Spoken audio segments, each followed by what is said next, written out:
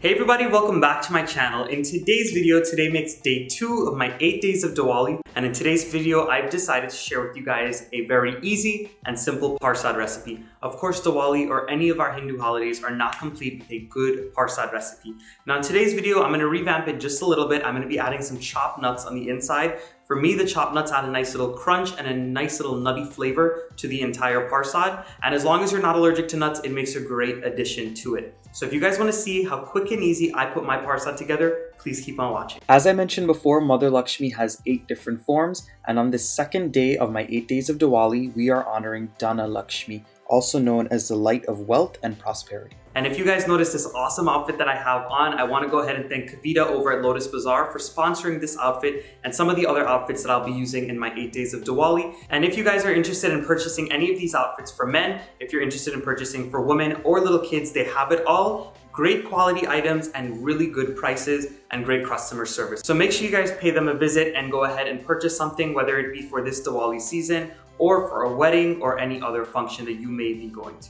The first thing that we're going to do to make this Parsad is to heat up our milk mixture. So into my heavy bottom pot, I'm going in with some whole milk, and then I'm going to be going in with some evaporated milk, and I'm also going to be going in with 2 cinnamon sticks. The cinnamon sticks are optional. Some people do not like cinnamon in their Parsad, but my family adds it sometimes. And into the milk mixture, we're going to be going in with some brown demerara sugar. I like to use this type of sugar just because it adds a really nice golden brown color to the Parsad, and it gives a better flavor than the white sugar. But if you want to use white sugar, feel free to do that. And we're also going to be going in with some finely chopped maraschino cherries along with some of the juice. I like adding in the juice because it gives it a really nice color, but it is optional. And I'm going to be going in with some ground cardamom or elychee, and this is what's going to give that Parsad a beautiful sweet flavor, so make sure you add that in. And all you're going to do is stir up all of these ingredients and allow them to simmer on a medium-low heat. What you want to do here is keep this mixture very hot, so this way when it goes into the Parsad later, it will combine properly and the Parsad will not be too wet and tacky. Now once you're done with the milk mixture and you leave it on the heat just to keep it warm,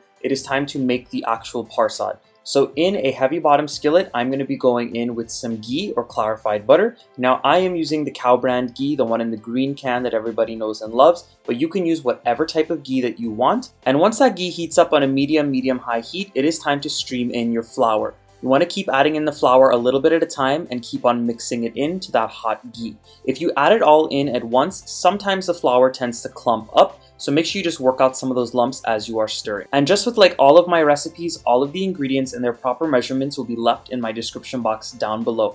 All you need to do is click on that drop down menu below the video and you will see all of the ingredients and measurements there. Now you're going to notice that when you put the flour and the ghee together, it's very clumpy and it's very heavy and it's not feeling light at all. And it's also a very light color. So what we want to do is basically cook it until it is nice and brown, and you're also going to feel that it's lighter in texture when it's done parching.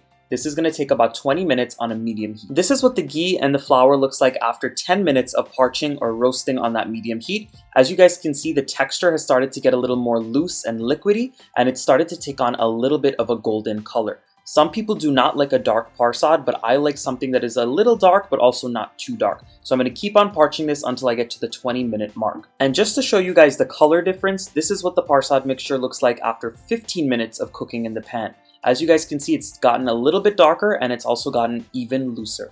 And this right here is the color that I like my Parsad to be. This is the 20-minute mark, and this is what it should look like. Nice and loose, very liquidy, and it's nice and golden dark brown. So at this point, I'm going to be going in with some cardamom or elychee. Now I know I added some into the milk mixture already, but when you add a little bit into this mixture right here, it really brings out that flavor and it makes for a delicious Parsad. And being that I said we are going to be adding in some nuts, I'm going in with my chopped nuts. I'm using a mixture of chopped almonds and pistachios today, but you can use whatever type of nuts that you want. So all we're going to do is stir this around for just about 30 seconds, just so the nuts have a chance to roast with all of the flour and the ghee, and that elychee or the cardamom has a chance to wake up. And at this point, I'm going to be going in with my golden raisins that I have soaked for about 30 minutes prior to cooking. The reason why you soak the raisins prior to putting it into the Parsad is because you do not want them to pop when you put them in. By soaking them, you reconstitute them or moisten them a bit and they will not pop. At this point, we're going to put the heat up onto the highest heat.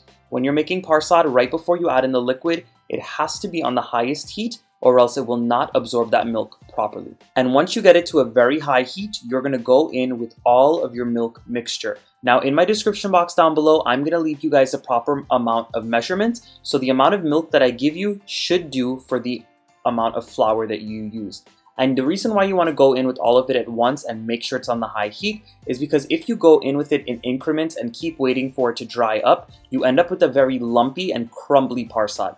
I do not like very, very crumbly parsad. I like something that is fluffy, that is thick and smooth. You do not want it to be super, super crumbly and dry. And then you're gonna see within a matter of seconds, all of that milk mixture has been absorbed into the flour, and you're gonna get this beautiful, smooth and silky texture to the parsad. Now, if you think that it looks sticky now, do not be worried at all. Keep on stirring it on that high heat until it dries up just a little bit. Remember that when parsad sits, it keeps on absorbing that milk mixture and it will get drier and drier the longer it sits. So if you were to make it now and then wait about 4 or 5 hours till when your puja is done or when you're done offering it, your parsad will be perfect. So here it is, guys, the finished parsad. This looks so beautiful. It is nice and smooth, not super crumbly, not super dry, but also not wet and tacky. This right here is the perfect texture, especially if you're going to be serving it to guests and it's going to be sitting for a little while. And if you are using this as offerings, make sure you do not taste it because it is believed that we do not taste any of the offerings that we make to any of the Hindu gods and goddesses. And I'm just going to be topping this with some chopped nuts just for some added crunch and a little bit of decoration, and that is absolutely it. So if you guys enjoyed this recipe today for my parsad, please go ahead and give this video a nice big thumbs up. Subscribe to my channel if you're not subscribed yet by clicking the red subscribe button and by clicking the bell notification icon so you'll never miss out on my newest videos. And of course, drop those comments down below. Let me know if you enjoyed this recipe and what I should be posting next. Again, if you're interested in purchasing one of these outfits, please go ahead and check out Lotus Bazaar. I'll have all of their information in the description box down below. Again, they're located in New York, so everything will be down there. You can contact them to purchase something like this. I'll see you guys again very soon. Bye, everyone.